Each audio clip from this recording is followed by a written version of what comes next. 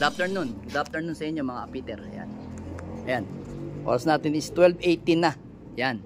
So kasalukuyang katatapos ko lang maglinis ng aking mga poop tray. Ayan o. Ayan o. Medyo may ipot na to kasi nagaanto eh. May egg to. Ayan o. Ayan o. Kitang kita nyo. Malinis na malinis ang ating area. Ayan. Malinis yan. Wala kang makikitang bahid na ano. Ayan. Ipot. Lahat yan. So pati dito. Ngayon mga abel. Yung mga ibon natin, mga nagpapahinga na. Ayan. Medyo ano sila, medyo may stress sila sa konti sa katawan nila dahil nga meron tayong ginawa sa kanila kaninang umaga, mga abel. So ayan. Ay, buksan natin. Oh, pensa sa may ari ko. Ay, mabuksan. Ayan, ayan yung mga ibon natin dito. Lalabo yung ano natin camera eh. Ayan oh. Ayan, yung mga ibon natin dito, ayan oh. Medyo ano sila, medyo may konting stress kasi meron tayong ginamit na pang ano, pang deworm sa kanila. Ayan mga abel oh. Medyo naglulunggukin sila. Sakto lang 'yan kasi mga abel, ayan oh, makikita niya no. Meron siyang ayan, ay labo-labo, labo talaga ang camera ko. Ayan, ayan oh. Ayan oh, 'yun yung deworm natin, yung mga bulatin na lumabas sa kanila. Pero yung iba wala pa dito. Pero tumagos na yung iba dito. Ito mga abel oh. Merong handaan sa atin. Ayan oh. Ayan. Ay, nalaglag pa. Ayan. Mukhang may handaan dito. Ayan, spaghetti. Ayan. Oo, then baba natin sa baba. Yun. Tapos tingnan natin mamaya doon, no?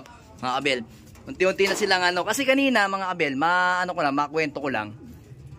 Kanina, alas 5 ng umaga, 5 AM. Teka lang, no, mga abel. Ayan, mga abel. Pasensya na, medyo nalabo yung ating camera. So kaninang umaga mga abel, 5 AM, nagpurga na tayo sa mga ibon natin dito. Ayan. Pinurgahan natin yung mga ibon natin dito. Pati lahat yan. Lahat ng young bird natin. Young bird tsaka mga panlaban natin ngayon. Lahat yan. Halos lahat yan. Kaya ito to, medyo ano siya oh. Medyo parang stress. Meron ba doon? Wala pa dito banda. Dito sa baba, wala pang masyadong ipot sila. Tapos kaninang tanghali, 11:30 kasi naglinis ako sa baba, sa flooring. Kasi nga, naglinis ako sa lahat ng poop tray. Ngayon, nagpakain ako sa kanila ng konti, ng mga 12, mga basta, alas 12 na yun. Tapos, konti lang, light lang. Light lang. Pagkatapos nun, ayan na nga, ito na nga lumabas sa atin. Mga bulate. Ayan. Mga bulate. Papakita ko sa inyo sa ilalim. Ito. Yan. Yan. Papakita ko sa inyo sa ilalim. Pero, ito yung ginamit natin mga abel. Pakita ko sa inyo. Yan. Yan yung gamit natin. All-in-one dewormer. Yan. Kung gusto nyo umorder ng ganito, PM nyo ako. Yan. Sige, sabihin ko na lang sa inyo dito para hindi na rin lang kayo mahirapan kay Sir Patrick Lo. Yan. PM nyo na lang siya. Patrick Lo. Yan.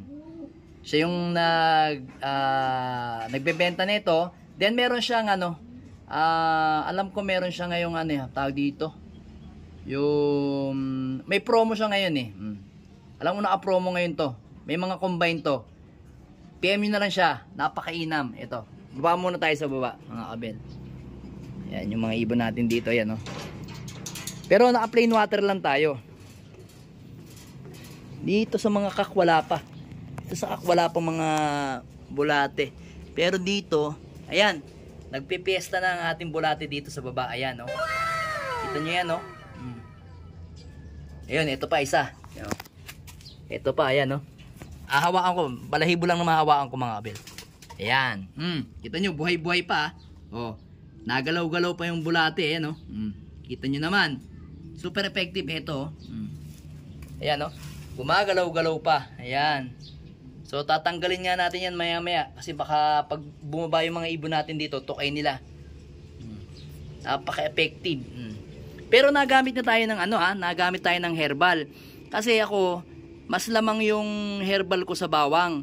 So ngayon, ang ginagawa ko, lagi ko silang pinakakain ng gano'n, pinaiinom. Ang nangyayari, meron silang nilalabas na kulay puti. Kulay puting, parang yung mga itlog. Pero walang lumalabas na ganyan. Pero yan, solid talaga lumabas. Pati dito sa mga breeder natin, meron tayong binigyan eh. Ito. Itong si Jimmy D natin na NPL, so parang ngayon wala namang bulate. Kasi na-cleansing naman kasi natin yan eh. Pati ito, si Vandenbroek wala rin tayo makikita yan. Then dito sa dalawa, sa tatlo, ito si Pastel, wala rin na yun, makikita nyo, malinis na malinis. Kasi kanina tinignan ko naman, wala naman sa walang bulate sila. Pati ito, wala rin. Itong si Arandok, wala rin diyang bulate. Then ito, wala rin bulate. Pero yung mga naka-breed natin, hindi na natin pwedeng purgahin yan. Ibig sabihin yung mga breeder natin is wala talaga, malinis yung mga breeder natin. Kasi nga, lagi natin binibigyan sila ng herbiotic, prebiotic at saka probiotic natin. Kaya mainam sa kanila. Pero dito kasi sa breeder na supplier natin kasi mga abel, hindi natin masasabi kung ang umipot sa atin is yung mga flyer natin na mga panlaban na natin. Kasi kasama kasi sila sa mga dati nating nabibigyan talaga ng mga ng probiotic at prebiotic. Ang iniisip ko diyan, ang meron diyang mga bulate is ito yung mga young bird na yan. Young bird na yan. Yung mga young bird na to, yan. Yung mga bagong sibong natin, yan yung may mga malamang na dumumi ng bulate. Pero itong mga to, yan, si Juana, ito si Juana rin. Yan, sigurado wala yung mga yan, pero ito meron. Yan, medyo basa nga ipot nito kasi nga inunahan natin. Medyo stress sila, gawa nga nung nagpurga tayo. Pero wala, bukas yan, okay na yung mga yan. Yan, ito naman, ito yun, pag-away, ayan, may tuka sa mukha, pero wala siyang eye cold. Tuka lang. Natuka kasi nakikipag-away eh. Yan, yung mga young bird na ito talaga si Luha. Yan yung Luha natin, ibon. Yan, wala yang talagang sakit mga abel. Talagang nagluluha lang siya. Yan yung sakit niya na. Simula nung nalambat siya sa Tagodin, umuwi siya ng Tagodin nun, ilang araw. Tapos ayun nga, ayun makikita niyo sa paa niya, meron pa rin tama talaga. May tama sa niya, yung sa sugat niya o yung niya, dasto ng lambatan na yun sa paa niya. So ngayon, pag uwi niya, ganyan na siya, para siyang himatlugin. Tapos laging namamasa yung mata niya, pero nilagyan ko na ng Cure Gold na mga upper and lower. Gumagaling naman siya sandali, pero maya maya ganyan siya. Pero pag pinalipad mo yan, napakalakas na ibon na yan. Oras pa nga lumipad yan, talagang ganyan. Siguro may tinamaan sa tinamaan sa mata niya, sa ugat ng mata niya, siguro natukado sa truck. Yan. Kasi nagtataka ako eh. Nagluluha siya pero wala naman siyang sipon, wala siyang eye cold.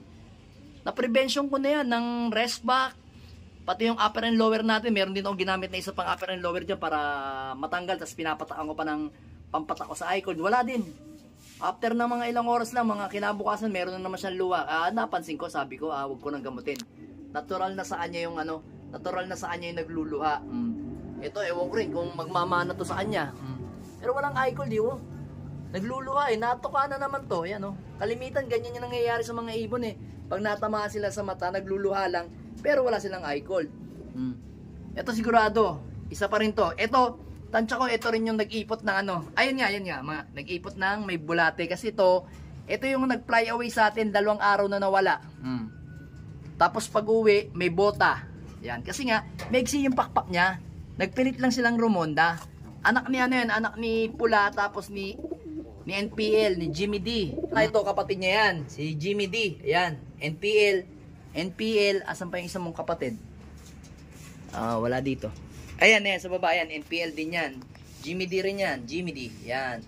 So, ito, pasaway din yan, kaya ganyan.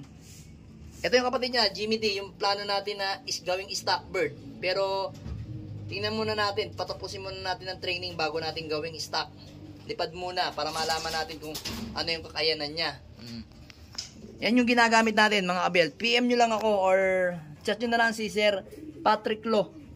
Yan, si Sir Patrick Lo. Yan, yan, si Sir Patrick Lo para makausap ninyo kung paano mag-order ng all-in-one dewormer. Alam ko may package to eh. May mga kasama to, 6 na piraso ba o 5. Basta naka-promo ngayon. PM nyo lang mga abel, sigurado. Sulit yung inyong pera. sa mga vitamins na ibibigay niya. Tsaka yung mga upper and lower na panggamot sa mga pang maintenance sa mga ibon natin mga abel. Solid na solid yung mga yan. Yan. PM nyo lang si Sir Patrick Lo.